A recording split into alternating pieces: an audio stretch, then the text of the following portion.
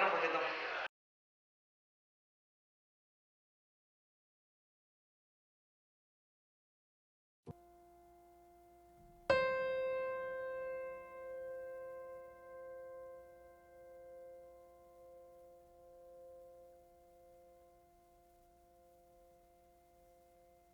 ఎవరండి?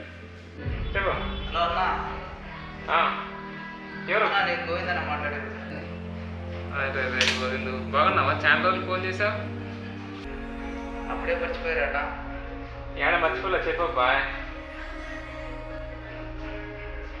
ఏం మాట్లాడతలేవు, సైలెంట్గా ఉన్నావు. టెన్షన్స్ అన్న, అంత ఫ్యామిలీ అంటేనే ప్రాబ్లం అయిపోయింది. ఫ్యామిలీ అంటేనే ప్రాబ్లం, అందులోనే ఆన్సర్ ఉంది కదా. మ్యాటర్ చెప్పు, ప్రాబ్లం ఏంటి? నా వల్ల కావడం లేదు. పెళ్లి కాగానే కాపురం వేరే పెట్టవలసి వచ్చింది. సంపాదించిన డబ్బులన్నీ సరిపోక ఇంకా 20,000 అప్పు చేయాల్సి వస్తుంది. వీటికి చీటికి మాటికి గొడవలు, విడాకులు, పోలీస్ స్టేషన్లు, ఏం చేయాలో తెలియట్లేదు. బ్రతుకు మీద ఆశ లేక చివరికి నీకు ఒకసారి కాల్ చేద్దామని కాల్ చేశానమ్మా. సపరేట్ కాపురం కూడా పెట్టాం. దానికి ఫలితంగా ఒక 2 పిల్లలు కూడా. ఇప్పుడు ఏమైందన్నా? ప్రాబ్లమ్స్ అన్న, టెన్షన్ అన్న, ఏం చేసినా తప్పే. భార్యతో భరించలేకపోతున్నా నేను. అదే అదే సరే, ఏమైంది? ఏంటి అంత సీరియస్గా ఉన్నావు? జీవిత మీద వ్యక్తి కలుపుతున్నా, ఏం చేయాలో తెలియట్లేదు. ఎక్కడున్నావు ఏంటి?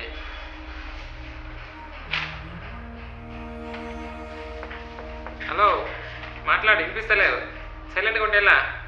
అన్నా చాలా బాధగా ఉందన్నా. బాధ కరెక్ట్. బాధలు అనేది నువ్వు ఫీల్ అయిపోతే సరిపోదు కదా. అసలు ఏంటి ప్రాబ్లం ఏంటి అనేది తెలియాలి కదా. నువ్వు చెప్పుకున్న సైలెంట్గా ఇలా ఫోన్ చేసి సాకిస్తావు ఏంటి? మాట్లాడు, సమస్య ఏంటి? సరే నువ్వు ఇలా కాదు కానీ నువ్వు తిన్నగా మరువు తెలుసు కదా. తెలుసు అన్న, తెలుసు. వెయిట్ చేస్తారా నీకోసం? నేను బయటకు వెళ్ళాల్సిందే, ప్రాబ్లం లేదు. నీకోసం 2 hours అయినా వెయిట్ చేస్తారా? నీ సమస్య ఏంటి చూద్దాం. సరే సార్, వస్తానా? వచ్చే వచ్చే వచ్చే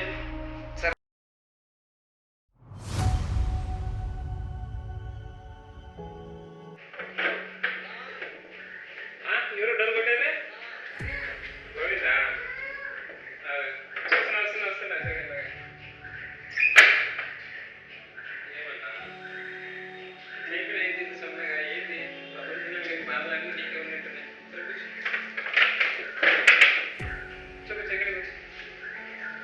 కూర్చోండి, మాట్లాడతాగండి. ఏమైంది ఇలా తయారైనావేంటి? ఏదో ఫోన్ చేసి నాకు షాక్ అయినా. నాకే అంత సమస్య మాట్లాడుతున్నాడా లేదా కామెడీ చేస్తున్నాడేమో అనుకున్నా. ఏదో సూసైడ్ గీసైడ్ పోతున్నా ఉంటాను. జీవితంగా నాశనం అయిపోతుంది. చాలా ఎంత టార్చర్ అంటే ఇంట్లో. ఒకసారి మీకు కాల్ చేద్దాం వచ్చినట్టు వచ్చారంటే అది మీరు పిలిచారు ఉద్దేశంతో, లేకపోతే చిన్నదానికి ఈ వయసుకి అంత పెద్ద సమస్యలు ఉన్నాయి. పెళ్ళి ఇంట్లో టార్చర్ నా ఇంట్లో. ప్రతిదీ ఏం చేసినా తప్పే. ఏం చేయకనే తిన్నా నిద్ర లేదు, తిండి లేదు, ఒకటే టార్చర్ అన్న మా భార్యతో. ఏం చేసినా తప్పే అనిపిస్తుందా? కాదబ్బా, పెళ్లి కాకముందు లవ్ పోలీస్ స్టేషన్ అంటారు. తల్లిదండ్రులతో ఫోన్ చేసి చాలా బాధ. ఇప్పుడు ఏం చేద్దాం? ఇంట్లో పనులు చేయాలి. ఇప్పుడు ఓకే, అది అదొక కామన్. ఎవరైనా అది చేయరు. ఓకే, అందుకే నువ్వేం చచ్చిపోవడం ఏంటి నాకు అర్థం కాదు. చచ్చిపోతే దానికి ఇప్పుడు సొల్యూషన్ ఏంటి? ప్రాబ్లం అనే సొల్యూషన్ సాల్వ్ కాదు కదా. భయపడి చనిపోయినావు అంతే. నువ్వు పోతావు. ఇప్పుడు వాళ్ళ మళ్ళీ మీ అమ్మ మీ నాన్నని కష్టపడేవాళ్ళు చిన్నప్పటి నుంచి వాళ్ళ కళ్ళల్లో కానీ దేవుడు ముక్కి పుట్టిన తర్వాత ముక్కి కడిగి లక్షలు తిని తినక వస్తుంటే నీకు ఎంత ఖర్చు. వాళ్ళ దగ్గర కూడా లేవు. సపరేట్ సంసారం పెట్టామని వాళ్ళు ఇప్పుడు ఎలా ఉన్నారు కూడా తెలియదు. వాళ్ళు ఇప్పుడు నాకంటే ఎవరు లేరు. నా గురించి ఆలోచన చేసేవాళ్ళు కూడా లేరు. ఇప్పుడు ఫోన్లు అంటారు. ఇప్పుడు ఫోన్లు పట్టుకొని తిరుగుతారు. లవ్ అప్పుడేమో మేము సంపాదించినప్పుడు వాళ్ళ దగ్గర అది చేస్తే ఇది పొడుస్తా అని చెప్పి వాళ్ళ దగ్గర 1,000 లక్షలు తీసుకొని నాకు ఖర్చు పెట్టావు. పెళ్ళి కాకుండా తిరిగినా బాగా ఎంజాయ్ చేసినావు. పెళ్ళైన తర్వాత ఇప్పుడు నువ్వు అది చేస్తలేవు. కాబట్టి అది ఏమనుకుంటా, అది ఒకటి చేస్తే ఆడే మంచోడు అనుకొని ఇంకొకటి పోతా ఉంటుంది. ప్రతి ఒక్కటి ఇంతే. ఇప్పుడు మీ ఫీల్ కాదు, ఎవరు మిస్సెస్ అయినా లేడీస్ మెయిన్ సెట్టే అంతే. ఆ ప్రేమ అనేది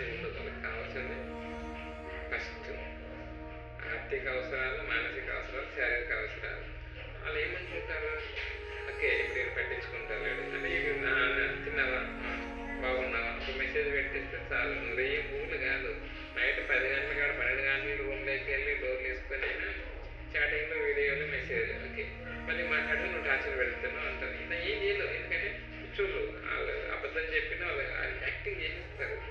ఎంత సీరియస్గా తెలుసా, అక్కడ వాళ్ళకి ఇచ్చేది అంత లేదు, ఇప్పుడు అది చేస్తున్నాడు ఏం చేస్తారు అని ఏం చేసేది ఏం ఉండదు.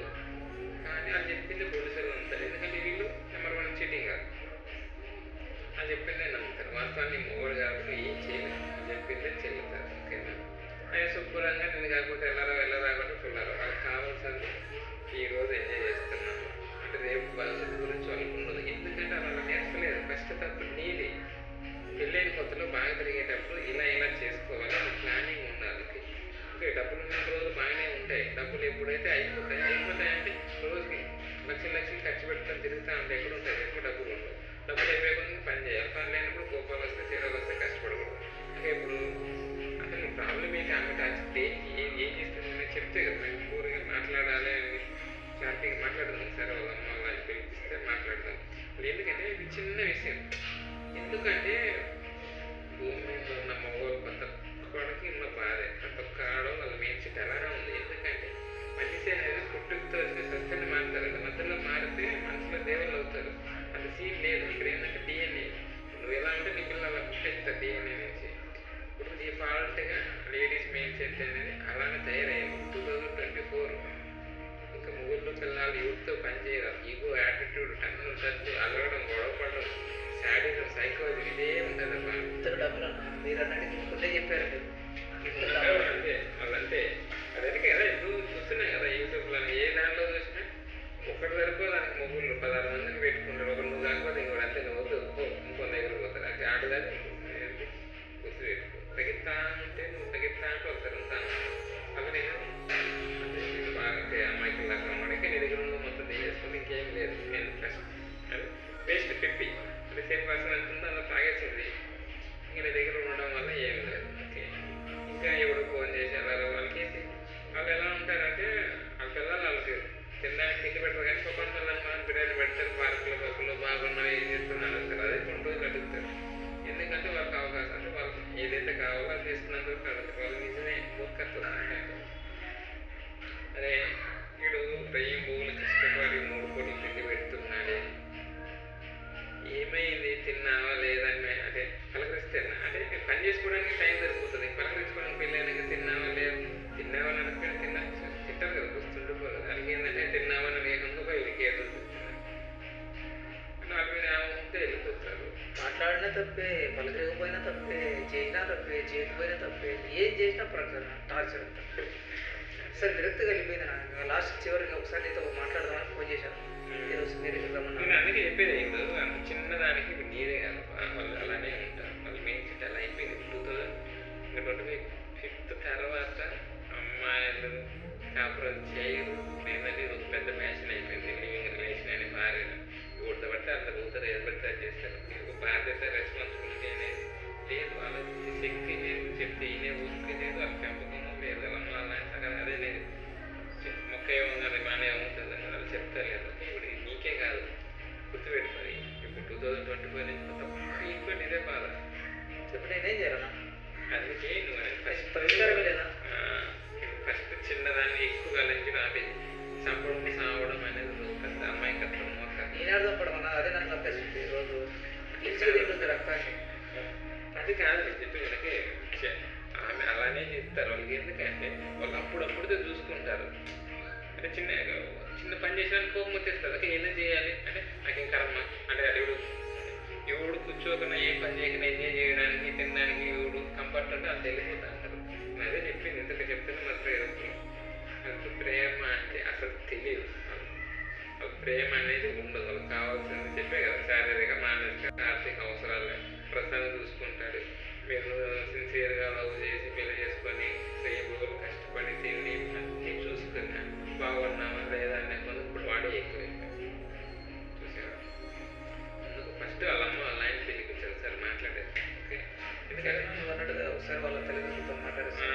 ఎందుకంటే వాళ్ళు కూడా ఆ మాట కూతురు మాట్లాడతారని నా మాట్లాడేటారని. ఇప్పుడు నా పేరెంట్స్ తరఫున ఎవరు లేరు, నేను సంసార కాపురాన్ని సపరేట్ పెట్టాను. నాతో తిప్పి ఎవరు లేరు అన్నయ్య. అదబ్బా సరే నేను వినాయన కూడా ఒకసారి చూద్దాం. ఫస్ట్ వాళ్ళతో మాట్లాడదాం, వాళ్ళతో మాట్లాడి వాళ్ళ నాన్నతో మాట్లాడి అసలు సిచ్యువేషన్ ఏంటి అనేది తెలుసుకుందాం. ఓకే, అని ఏం చెప్పిందో నీకు తెలియదు. ఎందుకంటే వాళ్ళు రూపాయి జరిగితే 100 రూపాయలు చెప్తారు. వాళ్ళ రియాక్షన్ అదే, వాళ్ళు నమ్మేస్తారో లేదా అసలు వాళ్ళ మిస్టేక్ ఏం మిస్టేక్ అనేది సొల్యూషన్ చూద్దాం. ప్రస్తుతానికి అయితే నేను అనేది నీదే కాదు, ప్రతి ఒక్కరికి 2026 తర్వాత అమ్మాయిలు మ్యాచ్ అంటే ఏం చేయాలి, మొగులతో కపరాలు చేయరు, వాళ్ళకి కావాల్సిన ఎంజాయ్, ఓకేనా, డబ్బులు ఏమన్నా పండుగ మాట్లాడినాక నువ్వు నా చేతిలో పోలీస్ స్టేషన్ అంటారు, గొడవలు అంటారు. ఏం చేస్తాం, సబ్తుగా సర్దుకొని ఉండేవాళ్ళు అందరూ ఇలానే ఉంటున్నారు. ప్రతి ఒక్క మొగోడు లవ్ ఫెయిల్యూరే, లవ్ అయినా పెళ్ళి అయినా మళ్ళీ ఫెయిల్యూరే. అర్థమైందా?